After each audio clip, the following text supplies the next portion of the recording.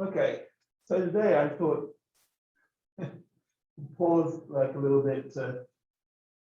I was behind on homework, so I'm sorry, but because I did homework 3 and it took me ages for solutions. So I didn't realize that my homework problems had gotten so long. So anyway, so I wanted to go over homework number 3, and I was looking at the course, and so we've got like 3 sections in this chapter. Then we've got 2 sections on the Tikhonov theorem. We definitely want to prove that because that's kind of like a big theorem. And then maybe I was thinking of skipping chapter 6 and I don't know what, and maybe finishing up with just doing the start of chapter 7 and the start of chapter 8, like doing a space filling curve and a nowhere differentiable function, just because they sound like fun. But I don't know. We'll see how much time will go. So I'll try and keep into account. We're going to do 35 and 36. 35 and 30. Yes, because once we have, because we've got the Eurosol lemma, and so they come pretty easy. Whereas chapter 6 is a whole lot of other stuff, and it's actually chapter 6 is actually pretty advanced.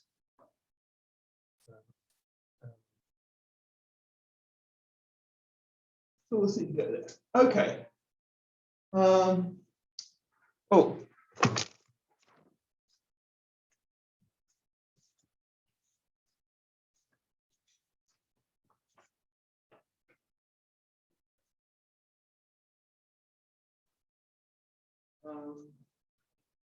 So let's talk about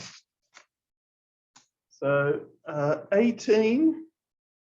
Remember, we're doing about continuous functions, and I think to show that we had an embedding was pretty straightforward. It's clearly an injection. Did you mention that when we restrict it to the slice, that it was a surjection? Think of a bijection? I can't remember. Did I make a comment about that? Yeah. Yeah, that was just like a big, and then quite clearly it passes open sets back and forth between them. So that was there.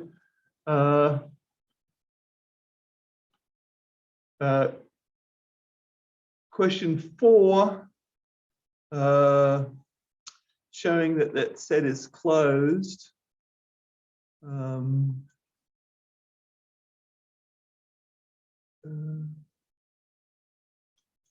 is it? Oh, in the order topology. And I use the fact that, I think I did it differently from you. I use the fact that in order topology, it's Hausdorff. Or did you do that as well? Did you use the fact that that the order topology is Hausdorff, so therefore I can get disjoint neighborhoods about the image then of I think you also proved that fx, the set where f of x is greater than g of x is open, right? That's kind of like the standard way. And so I use the fact that since it's Hausdorff, I can get disjoint open sets around those image points. And then I looked at the intersection of the pre-image, and that's going to be an open set, and it's going to be non-empty because the point x naught has to be in there. And so that was how I did. I think I did that slightly different from you. I can't remember. How did you do it? I just directly constructed disjoint. So you use the order. Oh, that's right. You worried about whether you had. I saw you had something about a maximum, and that's the trouble with order topology, is that you got to worry about. I mean, Yeah, it's the same thing. I just think that yeah, one. I just kind of get gung ho for that. It's like going through all the cases. Yeah. It usually works out. Part B was, I think, pretty trivial. It was just like, just do it using the hint there. Basically, it's told you how to do it. I think we did differently. Question 10, showing that the product is continuous, because. Or did you do this too? Did you have it as composition of, or did you use a basis elements?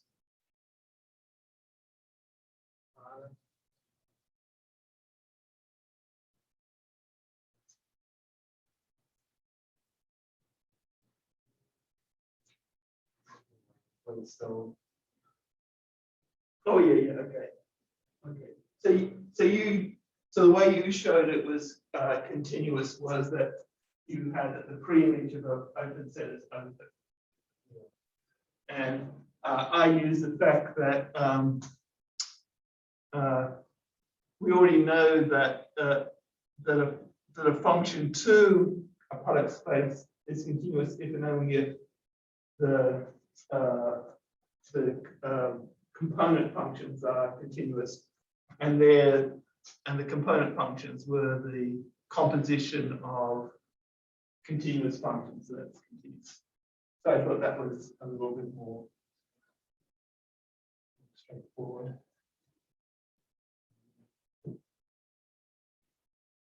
I think we did 13, basically the same, where, although I thought we worded it differently. So basically, so this is that the product of Hausdorff, the product of Hausdorff spaces is Hausdorff. So you said that you've got 2 points that are different, then they have to differ in at least one component, and then you use Hausdorffness there. And I think you just defined it to be the neighborhood to be the neighborhood at that component cross. Then you use the entire spaces for the rest of your neighborhoods. And I just use the inverse image. I think that's gives us exactly the same answer, actually. I think we did 13 the same. Then section 2019 was on the product topology.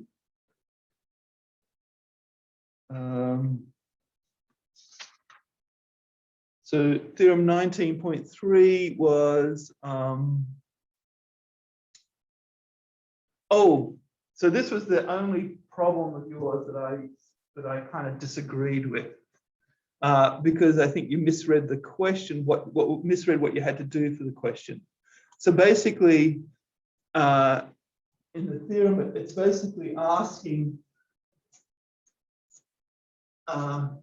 is the subspace topology the same as the product topology?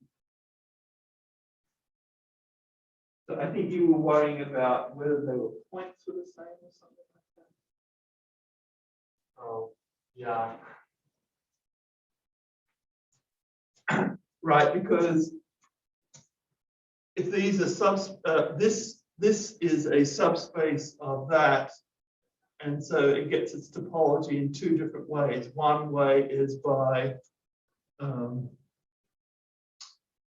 as the intersection of this with open sets in this, and the other as a subspace topology, as a product topology. These are subspaces. We look at the product of those, and those are open sets, and that's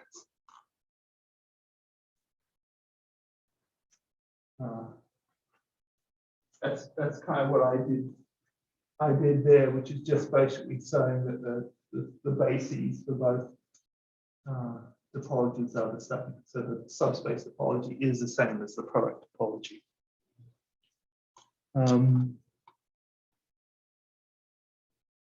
Theorem 3 says, oh, hang on. I was talking about,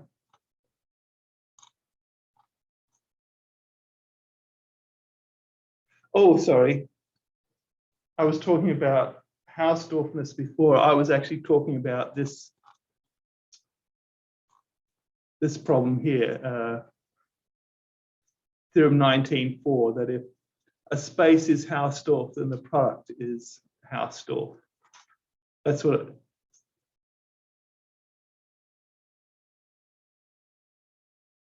I think we kind of did the same proof there.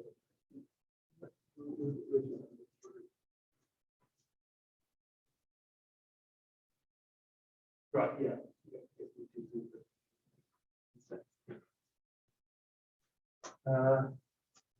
6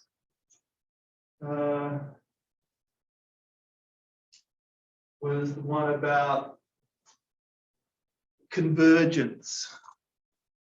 Basically, that that convergence in the product topology is pointwise convergence.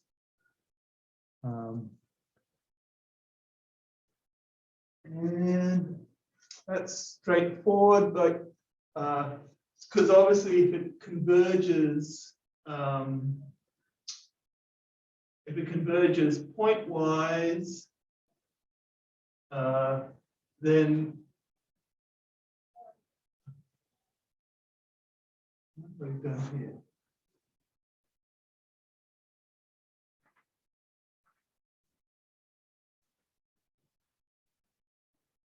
Since if it converges pointwise, then you look at and you've got some neighborhood, then you've only got a finite number of things, finite number of indices where the component space is an actual open neighborhood, the others are the whole space. And so since you've only got a finite number of indices, you just let n be the, so for each one, you can find an n, a capital N, such that the little n bigger than capital N, it's in that neighborhood. So since you've only got a finite number of spaces, you can take the maximum of that. And so therefore, you get that pointwise convergence gives you convergence. And it's not true in the box topology because you made the comment that that this argument falls through in the box topology because you can't necessarily have a finite maximum element. And so really you should have, in that kind of situation, give a concrete example. What was wrong with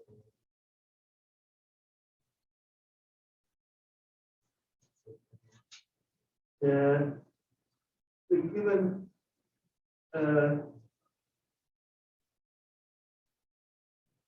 yeah, that's true, but it's a counterexample, so you should actually give a counterexample rather than saying the reason why, because what happens if I was talking about this sequence. Example. Oh, you were.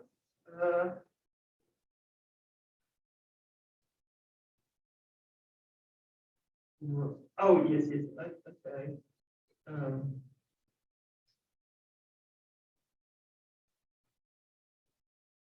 Okay, but I'd still like it to be a little bit more explicit here. Because, for example, this thing here. So, I mean, I'm not saying like it's fully wrong. It's just like it's not fully complete, is what I would say. Um,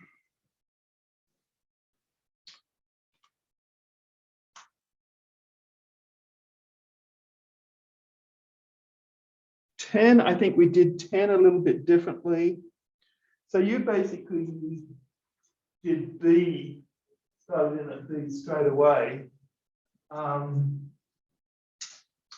So I think my answer is a little bit neater, where you just say, if you just look at the collection of all topologies that work, and there's one at least work, right? The discrete topology is always going to work because that all functions then are going to be continuous. And then you just look at the intersection of all those topologies. And that's going to be unique courses. And then you did B. I think we did B the same.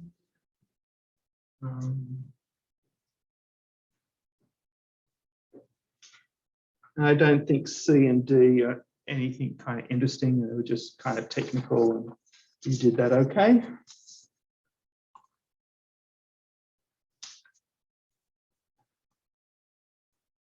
'20 was interesting. Showed that R cross R in the dictionary order topology is metrizable. Kind of you went through. We actually defined the same metric. But then you went through all the details about why it's a metric. I think it's easiest just to say that if you just look at a vertical slice in that R cross R, then it's both open and closed.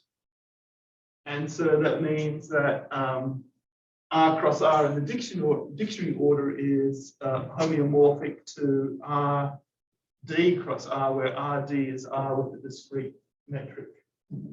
And so since both of those metric spaces, the product is going to be metric space. And this thing here that we've got here is basically gluing those two metrics together, the discrete metric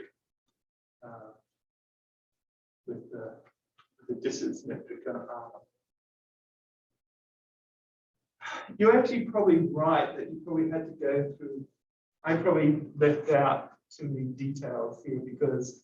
Well, it didn't ask for the metric, it asked to show that it's metrizable. Yeah. So I mean the product of it is metrizable.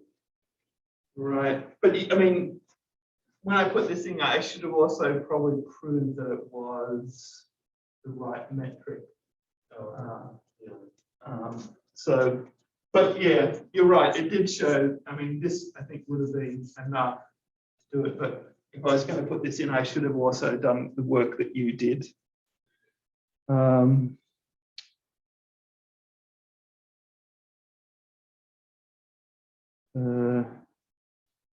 Question 3 was show that the distance is continuous function. And that works just, I think we did the same thing just from just follows from the triangle inequality. So that if you take the inverse image of a region on the real line, like an open interval, that's going to contain balls across X and Y of radius epsilon and 2. If the and then the part B was that the metric is the coarsest topology relative which the function D is continuous. And then basically, I can't remember how you did it. Is it anywhere interesting, or is it the same? Oh yeah, so you did on basis elements, yeah. So But basically, I just showed that the way that I did it is that if I've got an open ball in the topology given by the metric topology, then it has to be open in the topology where D is continuous.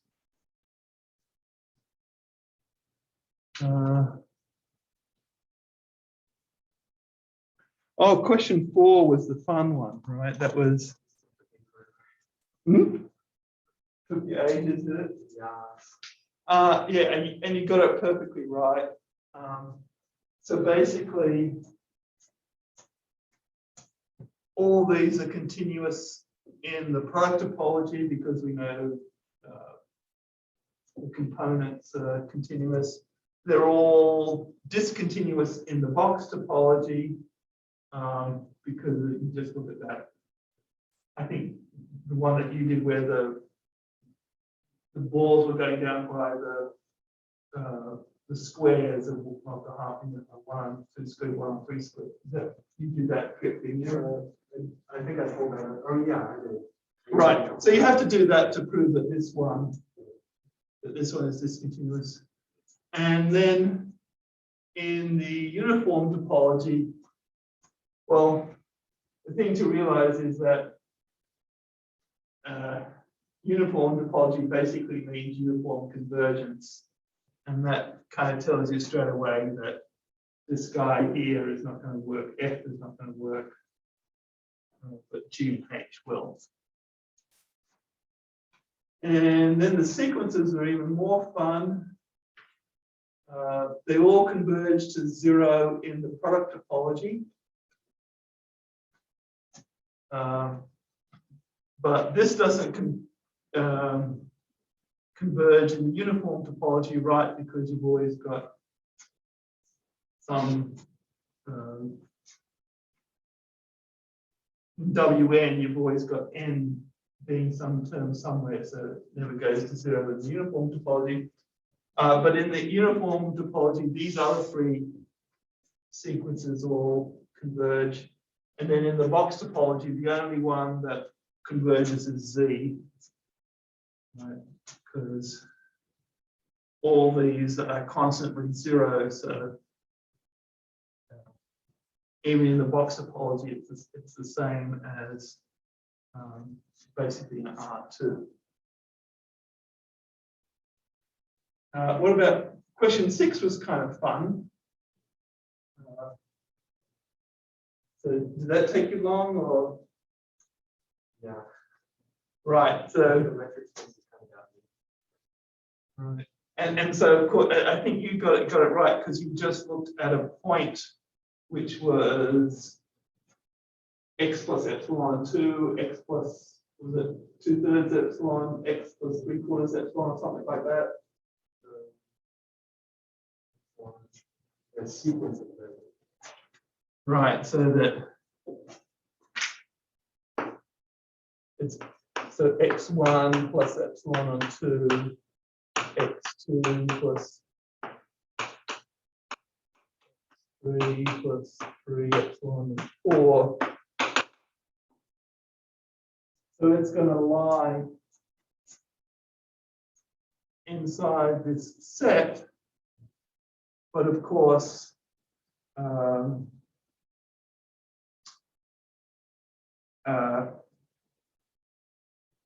out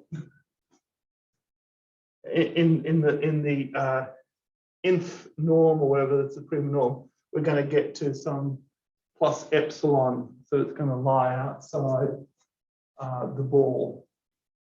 And in fact, that point also shows you that this is not open because you look at that point, any ball around that point is not going to be it's not going to lie inside that set. And then part C is quite straightforward. So they were actually supposed to be the difficult ones, and you got those right, so that was good.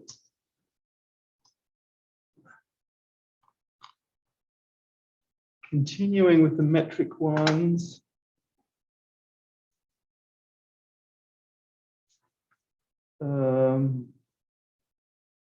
2 should show that it was an isometric embedding. That was pretty straightforward. It showed it was an injection, and so then it's a bijection on its image, and then balls go to open sets, same as inverse image of balls. In number 6, you spent a lot of time on that. I didn't think it was as part of that because you already proved that for x less than 1, fn of x goes to 0, and when x equals 1, fn of x goes to 1. So its limit is not a continuous function. So there was some theorem which said, so there was a theorem that you could have quoted that the uniform convergence theorem shows that it can't be continuous.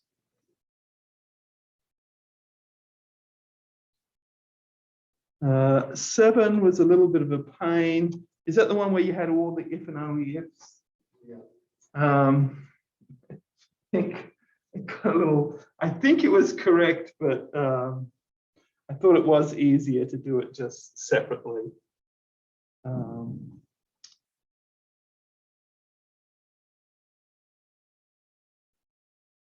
And then number 8 was kind of fun. That was the one where you had xn converging to x and fn converging to f to show that fn of xn converges to fx, where you just had to glue the two inequalities together using the triangle inequality. So that was good. You just had to keep track of your n's there. Quotient topology. Oh yeah, I disagreed that I don't believe that's true. I thought it was because what is the space A?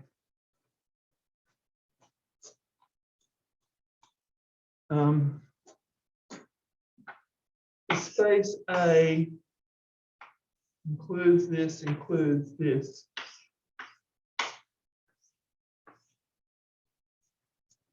So A was this, and it was just then projection onto the x-axis.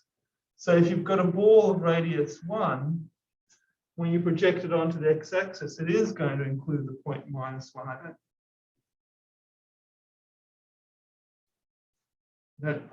I don't quite see why you would have thought -1 is not in there. So you've got the ball of radius 1 and you're doing the closure of it. So you've got the closed ball of radius 1. And so when you project it, it's going to go onto the closed image, closed interval -1, 1. So the closed set that I used that works is if you just look at the parabola x times y equals 1. That's a closed set, and then its projection is just going to be positive units. And then question 4 was pretty straightforward as well. That it's homeomorphic to R. And then the only fun thing is show that it's continuous. And so the inverse image of an open interval is like the space between two parabolas. That was that.